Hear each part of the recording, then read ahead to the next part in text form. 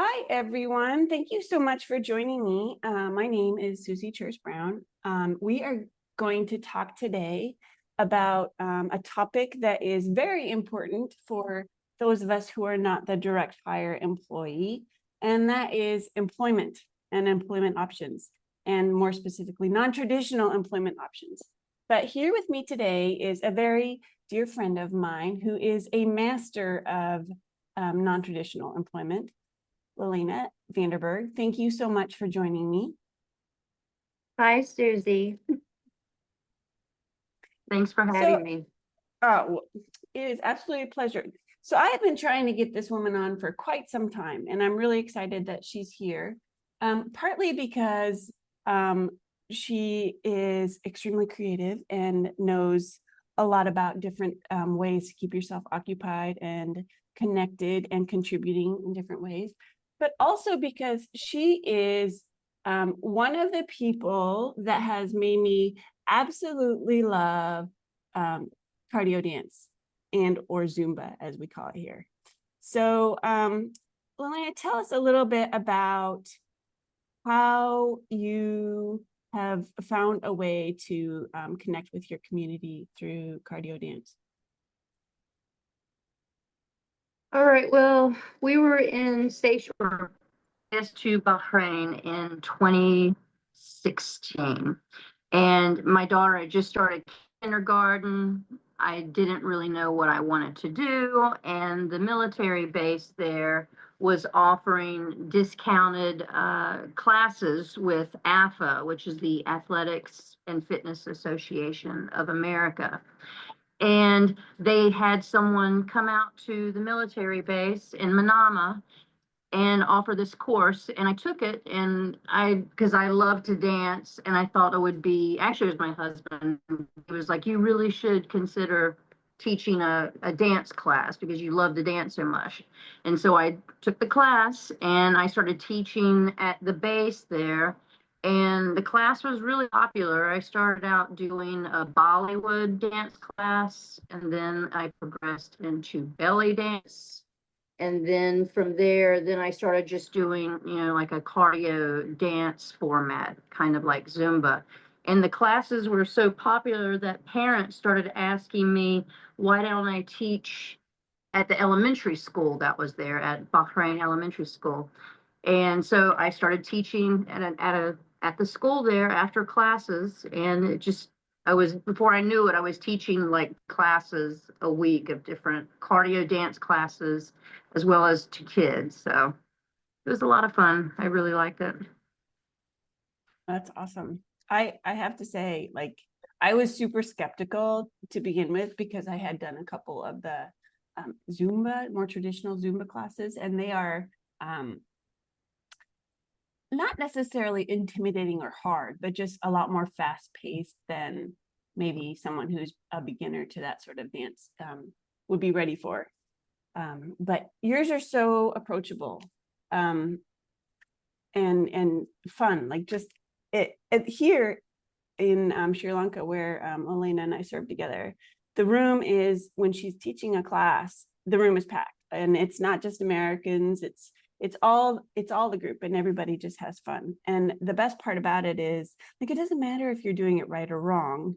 It's a totally non-judgmental space where you can just move around and have fun moving. Yeah. So you were working here in the CLO office, and so you know about the struggle that EFMs have with employment. Right. Yeah. And I feel like,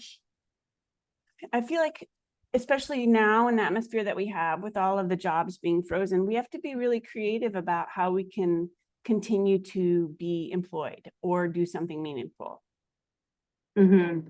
I agree. What do you think? Like, how can we help folks? I mean, obviously, certainly becoming a teacher and teaching cardio dance or some other type of movement or yoga. I know a lot of EFMs are becoming yoga instructor certified.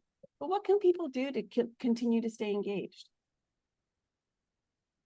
I mean, the idea with yoga, like you said, I got certified in yoga to be able to fall back on that if I had to, but I have not ever really taught yoga. But then I got Zumba certified, and I kept doing that. But I mean, as far as other things that I've done, I've worked for NGOs. Like I remember my first job with UNDP, they needed someone to read through their earthquake manual. So I just did editing for them, just editing their earthquake manual. I've taught dance classes. I mean, I've even done things with Girl Scouts and offering cooking classes to kids. I mean, just anything where you can try and just think outside the box. Something maybe that you love doing that you never thought you could make money doing. Just try it. You never know whether or not people would. Hey, Daniel. Whether or not people would want to pay. But I mean, I think that a lot of people are interested in learning new things. You just have to be open to teach them. And I think we often discount things that we do well as teachable things to other folks. It's true. It's true. Yeah. I mean, I have a friend who, while we were in the Philippines, she started she did a cooking class, just one cooking class, just to learn how to bake bread. And she loved it so much that she actually ended up going to a culinary school there in Manila. And then after 6 months of going to the culinary school, she then started making sourdough bread and selling it to the embassy community. I mean, so really, there's really all kinds of things that you can do. Wow, sourdough bread. Yeah. Huh. That's a good idea as well. Yeah. I mean, people love bread, and then there's some countries where you really can't find good bread. So, I mean, I love to bake, but I don't have the patience to bake bread and then sell it. So I just try to find things that I love to do. And dancing is one of them, and working with kids is the other. So what are some other ideas that you would have for example, working with kids? Okay, so like in Bahrain, like one of the things they started doing were these after school clubs. They did not have it at the time, but I approached the principal and asked her about, because they had a homework club after school, but they didn't have any activities for kids who didn't need to work on homework. So I approached the principal and just asked her, "Hey, would you be interested in having an after school club where kids can sign up and, like $5 a kid, whatever, and I can teach them a dance class?" And she said, "Yeah, sure, that sounds like a great idea," because a lot of parents didn't have options for after school, daycare, that kind of thing. So I started doing it, and before I knew it, I was doing it 5 days a week. I had 5 different classes, and in each class there were probably 20 kids, boys and girls, all just wanting to learn how to dance and just have fun. And it was so popular with the classes that every day during morning meeting at the school, the teacher would have some of the kids come up on the stage and then do the dance routines and teach the other kids in the school the dance routines. So it was a way of community building, as well as just, getting the kids moving and getting ready for the day instead of just sitting there bored and tired during morning meeting. But also like after school movement for kids, like that's the perfect thing that they need after sitting in school all day, like just to like wiggle and move their bodies and just like get the stress out. Yeah, yeah, I agree. And the classes weren't structured in the sense where they, had to learn this routine. Some of the kids really were into learning routine. So then I started taking those kids and they started signing up for actual routine classes where they would learn routines. Whereas the ones kids just wanted to jump around and dance and have fun, we just called that just a dance class. And we would make it like a disco. We would have lights, the kids would come in and just dance and just have fun. So That's a real gift to that community. I know that like I have also run after school activities for it was for, well, I mean, overseas schools are often like pre-K through high school, and this was more for middle school kids. They did do like a very cursory sort of background check. So if anyone is wanting to work with the school, that you might have to do that sort of thing. Just they just want to make sure that whomever is working with their kids are, you know, legit, not people with malintent. But like, what a fun way to connect with people outside of your general family embassy bubble. Mm-hmm. I agree. They did fingerprint me and they did a background check, but I mean, it was everything was there on the base, and I think it took me maybe 2 weeks for me to get my background clearance. So it didn't take long at all to get it done. My But yeah, so as far as other jobs, go ahead, sorry. Oh no, I was just going to say that the group I did was also a movement class. It was a running group for girls, and it was just, again, a really fun way to connect with people outside of my normal little bubble. Yeah, you're a big runner, so that makes sense that you would do something like that. But making that sort of movement accessible to people who think that, you know, dancing, some people are really intimidated by it. Like, I don't know how to dance. I would never do that in public.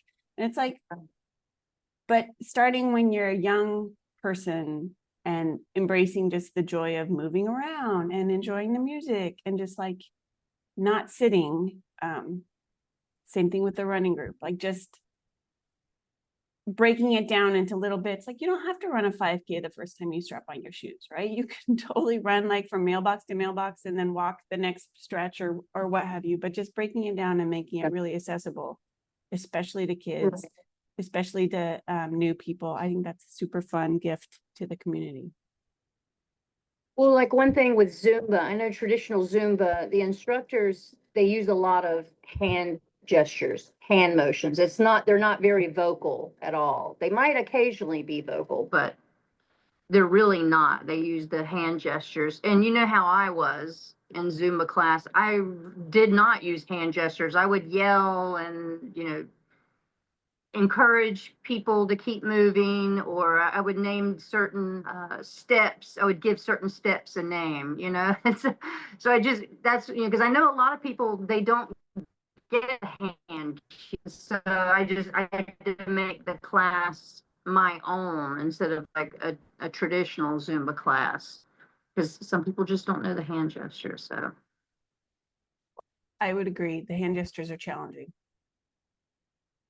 yeah, I think whatever you do, just making it your own and figuring out a way where, like, if maybe you don't have a skill that you think can help you get a job, but you'd be surprised at the stuff that people will pay you to do, especially if it's a skill, like I said, the baking the bread.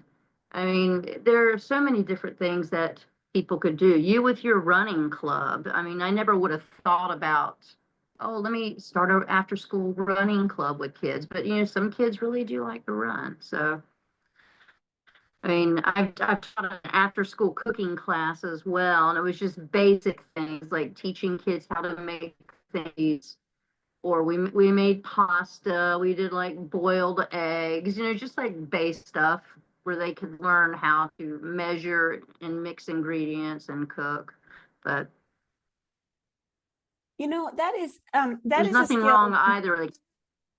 Like, go ahead, what? That is a skill that a lot of foreign service kids don't have, though, because they grow up oftentimes not necessarily having to cook for themselves in their home. Yes, with maids, with housekeepers, with cooks. And not to say like we're spoiled or anything, but that's just kind of the lifestyle that we have overseas. And so setting your kid up for success to be able to boil eggs if they can afford eggs, should the price of eggs ever drop again, that is something that they're going to have to be able to do when they're out on their own. Do basic cooking skills, doing basic laundry, learning how to clean their own space. This is not something that they've grown up having to do. And you know, that's a gift that we give them as they're growing up because of this lifestyle. But then when they go back to the quote unquote real world and they're in university, they're not going to have a maid in university. So it's definitely something that they need to they need to consider to be able to do.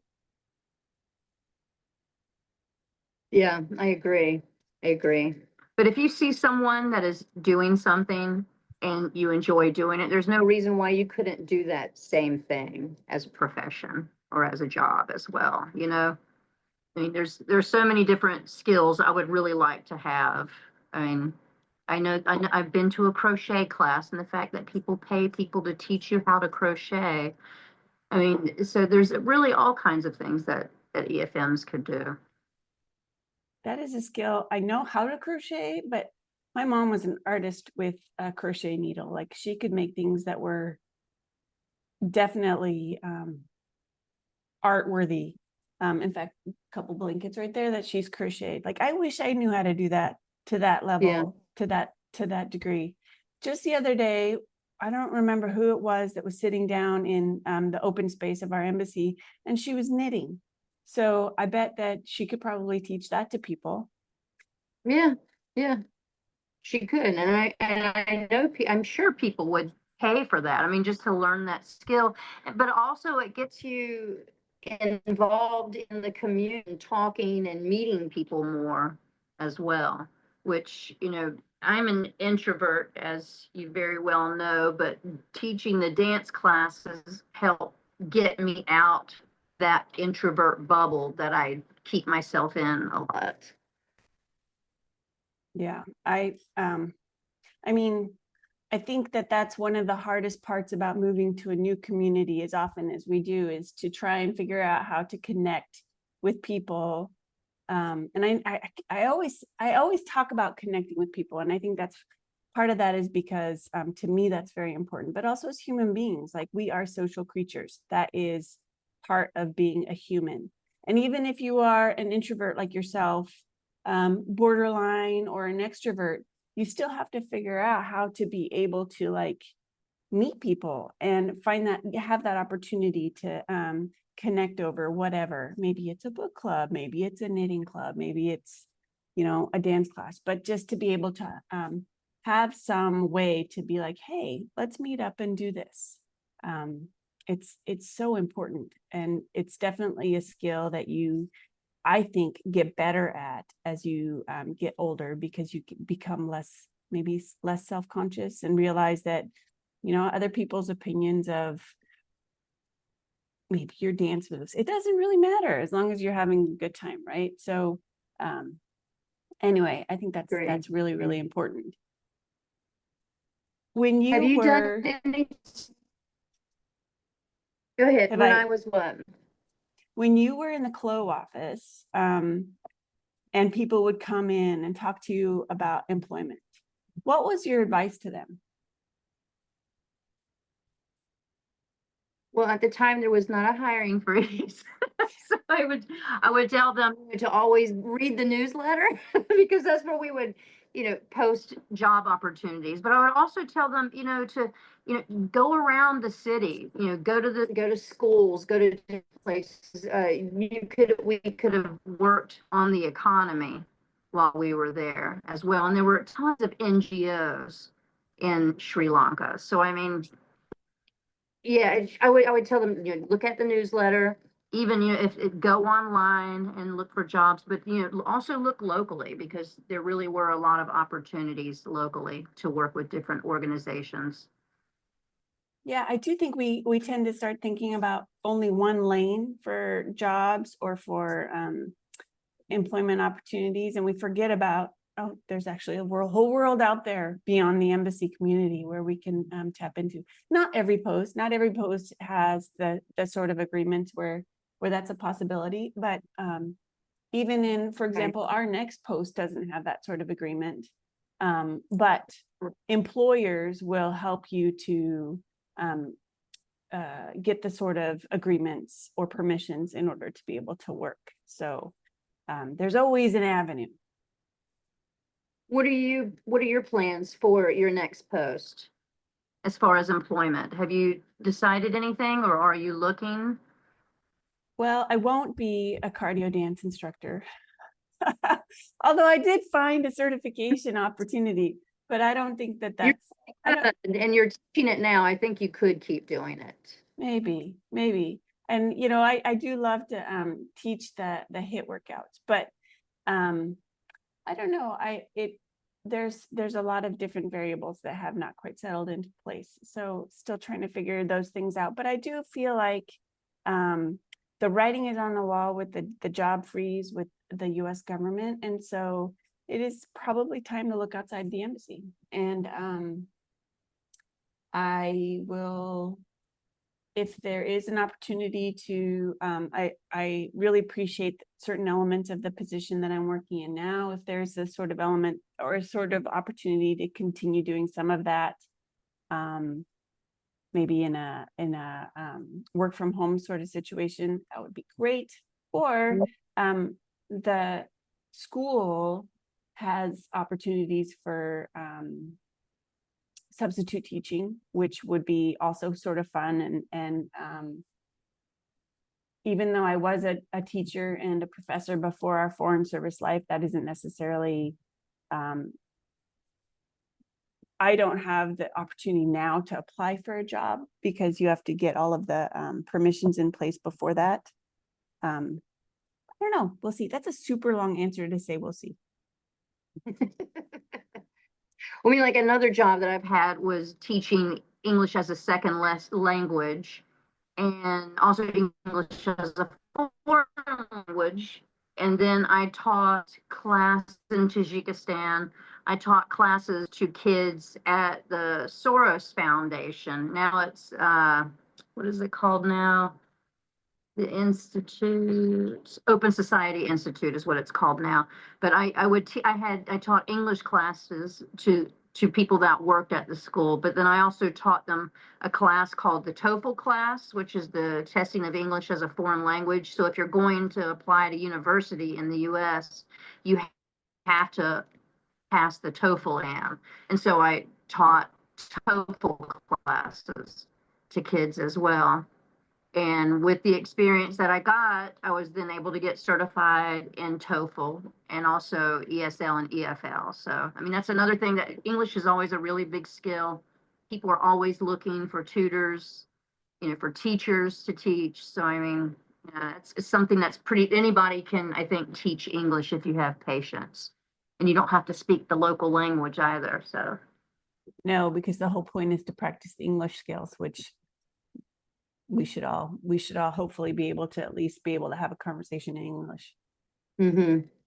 That's a great idea as well. I know that although it's not necessarily a paid position, but if you are attached to an embassy, the American centers and American corners always love to have people come in and lead conversation clubs.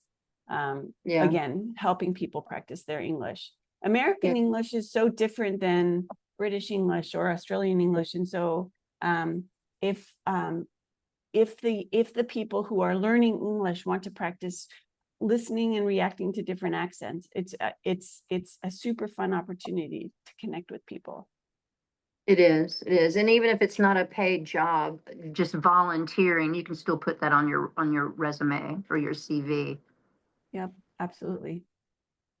Well, Lelania, this has been a super fun conversation to talk about different opportunities to connect to maybe employment and maybe just looking at your skill sets and seeing what might be marketable and what you can contribute to maybe a school community, maybe the embassy community, but to help our EFMs really think about what can they do that would be maybe a skill that they're paid for, maybe just a way to meet new people and connect. Thank you for sharing your story. And I hope that we've inspired some ideas amongst those who are listening. And thank you for joining me. Thank you, Susie. It was good to talk to you.